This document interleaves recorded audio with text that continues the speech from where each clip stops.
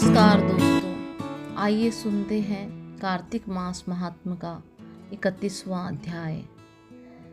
भगवान श्री कृष्ण ने कहा, पूर्व काल में अवंतीपुरी वर्तमान उज्जैन में धनेश्वर नामक एक ब्राह्मण रहता था।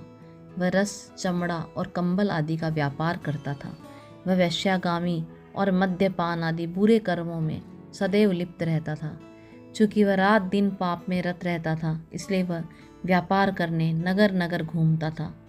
एक दिन वह क्रय विक्रय के कार्य से घूमता हुआ महिष्मतीपुरी में जा पहुंचा, जो राजा महिष ने बसाई थी। वहाँ पाप नासिनी नर्मदा सदैव शोभा पाती है। उस नदी के किनारे कार्तिक का व्रत करने वाले बहुत से मनुष्य अनेक गांवों से स्नान करने के लिए आए हुए थे। धनेश्वर ने उन सबको देखा और अपना सामान बेचता हुआ भी 1 मास तक वहीं रहा। वह अपने माल को बेचता हुआ नर्मदा नदी के तट पर घूमता हुआ स्नान, जप और देवार्चन में लगे हुए ब्राह्मणों को देखता और वैष्णवों के मुख से भगवान विष्णु के नामों का कीर्तन सुनता था।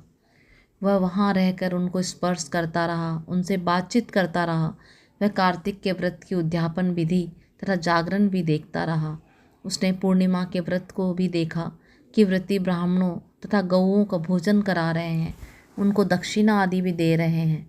उसने नित्य प्रति भगवान शंकर की प्रसन्नता के लिए होती हुई दीपमाला भी देखी। त्रिपुर नामक राक्षस के 3 पुरों को भगवान शिव ने इसी तिथि को जलाया था, इसलिए शिव जी के भक्त इस तिथि को दीप उत्सव मनाते हैं। जो मनुष्य मुझ में और शिव जी में भेद करता है, उसकी समस्त क्रियाएं निष्फल हो जाती है। इस प्रकार नर्मदा तट पर रहते हुए जब उसको 1 महीना व्यतीत हो गया, तो एक दिन अचानक उसे किसी काले सांप ने डस लिया। इससे विह्वल होकर वह जमीन पर गिर पड़ा।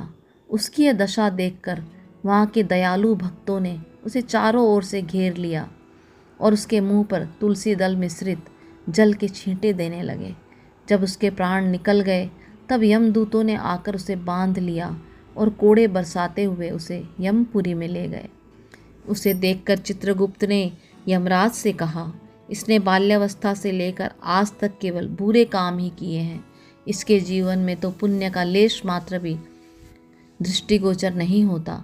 यदि मैं पूरे 1 वर्ष तक भी आपको सुनाता रहूं, तो भी इसके पापों की सूची समाप्त नहीं होगी। यह महापापी है, इसलिए इसको 1 कल्प तक घोर नरक में डालना चाहिए।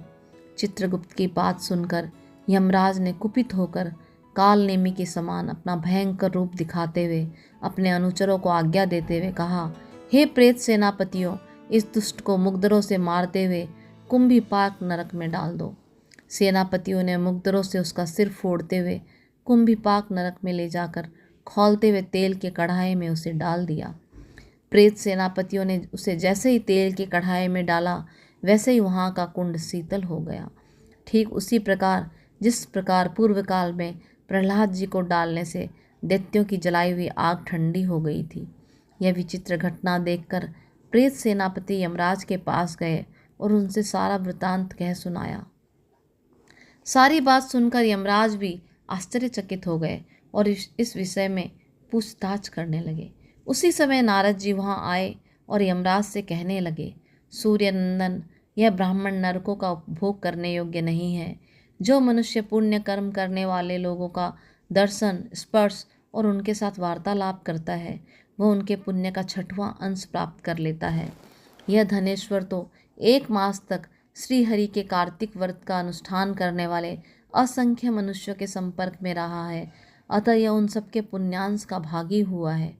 इसको अनिच्छा से पुण्य प्राप्त हुआ है, इसलिए यह यक्ष की योनि में रहे और पाप भोग के रूप में सब नरक का दर्शन मात्र करके ही यम यातना से मुक्त हो जाए।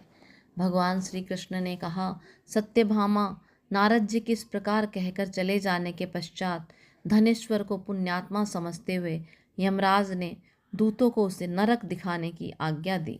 जय श्री कृष्ण, जय श्री विष्णु, जय श्री हरि। हर हर महादेव।